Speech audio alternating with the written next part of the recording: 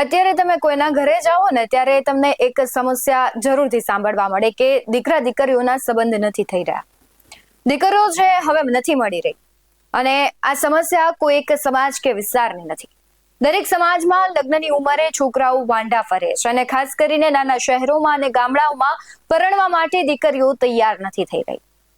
અને તેને જ લીધે ક્યાંક ને ક્યાંક લોકો પોતાના ધંધા રોજગાર છે છોડવા મજબૂર થયા છે અને શહેરમાં વસવાટ કરવા તરફ જઈ રહ્યા છે. આજની દીકરીઓની ડિમાન્ડ વધી ગઈ છે. જમીન જોઈએ છે પણ ખેતી નથી કરવી. નોકરી કરતો છોકરો જોઈએ છે. પરિવારથી દૂર શહેરમાં પતિ પત્નીને એકલું રહેવું છે અને વધુમાં કે નાના સેન્ટરોમાં તો રહેવું જ નથી. અમદાવાદ, રાજકોટ, સુરત અને વડોદરા જેવા મેટ્રો સિટીમાં રહેતા છોકરાઓ સાથે જ સંબંધ કરવા છે. જો આવું ના આવું રહ્યું ને તો હજુ ભવિષ્યમાં ખૂબ મોટી સામાજિક સમસ્યા છે તેનો સમાજે સામનો કરવો પડશે. નમસ્કાર, ગુજરાત BS9 TV ન્યૂઝમાં આપની સાથે હું ભગવતી વિશાવડિયા. અનેક સામાજિક સમસ્યાઓથી દરેક સમાજ પીડાઈ રહ્યા છે, પણ સૌથી મોટી સમસ્યા છે કે દીકરા દીકરીઓના સંબંધ નથી થઈ રહ્યા. શહેરોમાં જગ્યાની અછત, આર્થિક જરૂરિયાતો અને વ્યક્તિગત સ્વતંત્રતાની ભાવનાને કારણે સંયુક્ત કુટુંબ જે પ્રણાલી હતી તે હવે તૂટી રહી છે અને ન્યુક્લિયર ફેમિલી એટલે કે માતા પિતા અને દીકરા દીકરીઓનું પ્રમાણ વધી રહ્યું છે. આનાથી દીકરાઓ છે તેમના દાદા દાદી, કાકા કાકી, પિતરાઈ ભાઈ બહેન સાથેનું જે સ્નેહ છે તે ગુમાવી રહ્યા છે. અને આ વિકટ પરિસ્થિતિને લઈને અમરેલી ભાજપના નેતા ડોક્ટર ભરત કાનાબારે ધકધકતું ટ્વીટ કર્યું છે. સામાજિક સમસ્યાને લઈને તેમણે કરેલા એક ટ્વીટે ભારે ચર્ચા જગાવી છે અને સૌ કોઈને વિચારતા કરી દીધા છે. ડોક્ટર ભરત કાનાબારે પોસ્ટમાં જણાવ્યું છે કે અમરેલીમાં રહેતા યુવાનોના લગ્ન નથી થતા. અમરેલીમાં રહેતા હોય તો દીકરી પક્ષવાળા કોઈ જોયા વિના જ સીધી ના પાડી દે છે. અમરેલી ભાજપના નેતા ભરત કાનાબા અવારનવાર નિવેદનો અને પોસ્ટને લઈને ચર્ચામાં આવતા હોય છે અને આ વખતે તેમણે સોશિયલ મીડિયા એક્સ પર કરેલી આ પોસ્ટ છે તેને લઈને ચર્ચાનો તે વિષય બન્યા છે. તેમણે કહ્યું છે કે અમરેલીમાં રહેતા યુવકોને કોઈ દીકરી નથી આપતું અને તેમના લગ્ન નથી થતા. અમરેલીનું નામ પડતા જ સંબંધમાં વાત આગળ ચાલતી નથી. સાથે જ તેમણે કહ્યું છે કે આ માત્ર કોઈ એક સમાજની નહીં પરંતુ જ્ઞાતિઓની આ વ્યથા છે. તેમણે આગળ લખતા કહ્યું કે મારા એક સંબંધી મને મળવા આવ્યા કે મારી દુકાન વેચવાની છે કેમ કે હવે મારે રાજકોટ શિફ્ટ થવું છે. એમની દુકાન પણ સારી ચાલે છે અને અમરેલી તેમના બાપ દાદા વખતનું વતન છે, પણ આમ છતાં એમણે મને જ્યારે અમરેલી છોડવાનું કારણ કહ્યું ત્યારે મને ખૂબ આશ્ચર્ય થયું. એમના કહેવા પ્રમાણે અમરેલીમાં રહેતા હોવાને કારણે તેમના દીકરા છે તેમના સંબંધ નથી થઈ રહ્યા. કુટુંબ આર્થિક રીતે સુખી, ઘરનું મકાન, દીકરો પણ ભણેલો અને ધંધા સગવડ, છતાં અમરેલીનું નામ પડે એટલે છોકરીવાળા સીધી જ ના પાડી દે છે. ઘણીવાર તો મને એમ થયું કે અમરેલી અફઘાનિસ્તાનમાં આવ્યું છે કે શું. પછી બીજા મિત્રોને પૂછ્યું તો જાણવા મળ્યું કે માત્ર અમારી જ્ઞાતિમાં જ નહીં પણ અમરેલીમાં રહેતા હોવાને કારણે ઘણી બધી જ્ઞાતિમાં અમરેલીમાં દીકરીઓવાળા સંબંધ કરવા તૈયાર નથી થઈ રહ્યા. ગુજરાતના પ્રથમ મુખ્યમંત્રી ડોક્ટર યુવરાજ મહેતાના અમરેલીની આ સ્થિતિ માટે કોણ જવાબદાર તેવો સવાલ થયો છે. આ હતું ડોક્ટર ભરત કાનાબાનું ટ્વીટ. સાથે જ કોંગ્રેસના નેતા મનહર પટેલે પણ પ્રતિક્રિયા આપતા અમરેલીની પરિસ્થિતિ માટે ભાજપને જવાબદાર ગણાવ્યું છે. શું કહી રહ્યા છે ભરત કાનાબાર અને મનહર પટેલ તેના પર નજર કરીએ. આજે અમરેલીમાં એક જે વિકટ સામાજિક સમસ્યા ઊભી થઈ છે, જિલ્લાનું મુખ્ય મથક છે, શહેર તરીકે કહી શકાય એ પ્રકારનું ઇન્ફ્રાસ્ટ્રક્ચર છે, છતાં પણ આજે અમરેલીમાં મોટા શહેરોની દીકરીઓ આવવા તૈયાર નથી.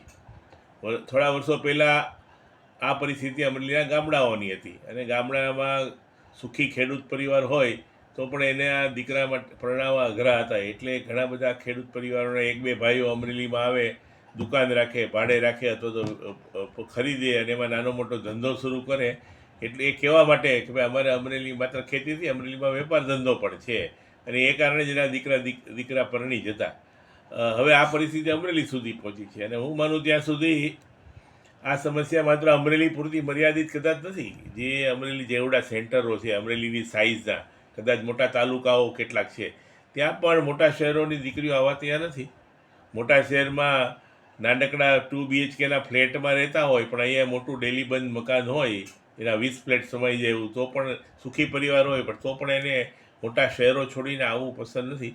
હવે મોટા શહેરોનું જે આકર્ષણ હોય એ તો નવી જનરેશનને ખ્યાલ નથી, પણ આ એક ખરેખર એક વિકટ સામાજિક સમસ્યા છે અને એને કારણે ઘણા બધા પરિવારોને એના દીકરાઓ પરણાવવા અઘરા પડે છે. મારી પાસે આજે એક કિસ્સો આવેલો એમણે અમરેલી છોડીને અહીંયા પોતાની દુકાન છે, ધંધો છે, ઘરના મકાન છે, 40 વર્ષથી એમના બાપ દાદા એનું વતન છે, છતાં છોડીને જવા માંગે છે. મેં જ્યારે કારણ પૂછ્યું તો કે મારો દીકરાને અહીંયા અમરેલીનું નામ સાંભળે એટલે કોઈ દીકરી આપવાની ના પડે છે. આ ઘણી બધી જ્ઞાતિઓમાં ઇસ્યુ છે. અમુક પર્ટિક્યુલરલી મારી જ્ઞાતિમાં છે, વણિકોમાં છે, સોની પરિવારોમાં છે. તો આ એક સોશિયલ ઇસ્યુ છે એટલે મેં એને ઉજાગર કર્યો છે મારી ટ્વીટમાં. ભારતીય જનતા પાર્ટીના દિગ્ગજ નેતા અને અમરેલી જિલ્લાના જાણીતા ડૉક્ટર કાનાબારનું આજે દર્દ છલકાયું. અમરેલી જિલ્લાના ક્વોલિફાઈડ અને ઉંમરલાયક દીકરાઓની સગાઈ કરવા માટે એમને અમરેલીમાં કોઈ દીકરી પક્ષવાળા લોકો દીકરી આપવા માટે તૈયાર નથી. આવી કંઈક વાત. મુદ્દો ખૂબ વ્યાજબી છે. એમનો ઈશારો 25-27 વર્ષથી ભાજપાની સરકાર છે અને સરકારમાં એવા કયા પ્રકારના વહીવટ નથી થયા અને કેવા પ્રકારના થયા છે કે અમરેલી જિલ્લાની પરિસ્થિતિ આજે દીકરી દેવા માટે પણ એક સિટીની અંદર કોઈ મા બાપ તૈયાર નથી. આ સમયે ડૉક્ટર સાહેબને પણ મારે એક વાત મૂકવી છે કે નહીં માત્ર અમરેલીની પરિસ્થિતિ આવી છે, ભાજપાનો અજર અમર જે વહીવટ છે ને એ ગમે તેને ભરખી ગયેલો છે. એક પણ સિટી બાકી નથી. ભાવનગરની અંદરની પરિસ્થિતિ શું છે? અલંગ અને ડાયમંડની પરિસ્થિતિ ઇન્ટરનેશનલ બિઝનેસ સાથે જોડાયેલા વહીવટ થતા આજે ધંધાઓ ભાંગતા ગયા, ધોવાતું ગયું ભાવનગર. સુરક્ષાના પ્રશ્નોની તો વાત જ શું કરવી. ડ્રગ્સ અને દારૂનું નેટવર્ક કેટલું છે. સામાજિક પરિપ્રેક્ષમાં કોઈ રહેવા તૈયાર નથી એવા શહેરની પરિસ્થિતિનું નિર્માણ કરી દીધું છે એ લોકોએ. આવી સ્થિતિની અંદર ગુજરાતની પરિસ્થિતિની શું વાત કરવી? એ જ પરિસ્થિતિ ગુજરાતની અને એનાથી આગળ બોલું. દેશની કઈ સારી હાલત છે. મોદી સાહેબ દેશના પ્રધાનમંત્રી બન્યા એના 10-11 વર્ષ થશે. 10-11 વર્ષની અંદર ગુજરાતની પરિસ્થિતિ શું બની? હું તમને એક સંસદમાં ભારતીય જનતા પાર્ટી સરકારે મૂકેલા આંકડાની વાત કરું કે છેલ્લા 12 વર્ષની અંદર 18 લાખ લોકોએ દેશ છોડી દીધો, એટલે કે ભારતનું પાસપોર્ટને સરેન્ડર કરી દીધું. રોજના 5000 થયા. આ નોબત ક્યાંથી આવી? કોણ જવાબદાર છે એની પાછળ? એવી જ વાત કરું કે છેલ્લા 5 વર્ષની અંદર 2 લાખ કંપનીઓ બંધ થઈ ગઈ. કમસે કમ એ લોકોને, ક્વોલિફાઈડ લોકોને રોજગારી પૂરી પાડતી હતી અને દેશની જીડીપીને મજબૂત કરતી હતી. આવી કંપનીઓ 5 વર્ષમાં 2 લાખ બંધ થઈ ગઈ. અને ત્રીજી બાબત, છેલ્લા 5 વર્ષની અંદર સરકારી શાળાઓ લગભગ 1 લાખ કરતાં વધુ બંધ કરી દીધી. આ તો સીધું સરકારને સ્પર્શે એવી બાબત છે. મારી સામાન્ય સમજ છે ડૉક્ટર સાહેબ કે જે દેશની અંદર ગામડાઓમાં પ્રાથમિક શાળાનું શિક્ષણ અને ઉચિત રોજગાર માટેની વ્યવસ્થા જો સરકાર એને ઉપલબ્ધ કરાવી ન શકે તો ગામડુંની મોટું શહેરની આખો દેશ પણ ધોવાઈ જાય. સરકાર, વર્તમાન સરકાર જે રીતે કામ કરે છે એમની શુદ્ધ બુદ્ધિમાં કરે છે આવો વહીવટ કે ઈરાદાપૂર્વક અને જનતાને કંઈક બદલા લેવાની ભાવનાથી કરી રહ્યા છે ગામડાઓની સાથે, એ સમજાતું નથી. ભાજપાના એક આગેવાન તરીકે આપે સરકારનું ધ્યાન દોર્યું છે. આપના શબ્દોને હું વજન આપીને કહેવા માંગુ છું કે તમામ જગ્યાએ પરિસ્થિતિ આ છે. સાહેબ, આપણા દેશના પ્રધાનમંત્રીએ તો skilled India, digital India, make in India અને બીજું કયું ઇન્ડિયા, સ્ટાર્ટઅપ ઇન્ડિયા, આવા અનેક પ્રકારના યોજનાના લઈ અને યુવાનોને ને બિઝનેસમેનોને, વિદેશ લોકોને આકર્ષવા માટેની ખૂબ મુહિમ ચલાવેલી. આ તમામનો સરવાળો થઈને કહું છું કે આજે દેશની અંદર છેલ્લા 12 વર્ષની અંદર 18 લોકોએ દેશ છોડી દીધો અને પાસપોર્ટને સરેન્ડર કરી દીધો. એટલે ડૉક્ટર સાહેબ, અમરેલી, ભાવનગર, ગુજરાત કે દેશની હાલત બધી જગ્યાએ સરખી છે.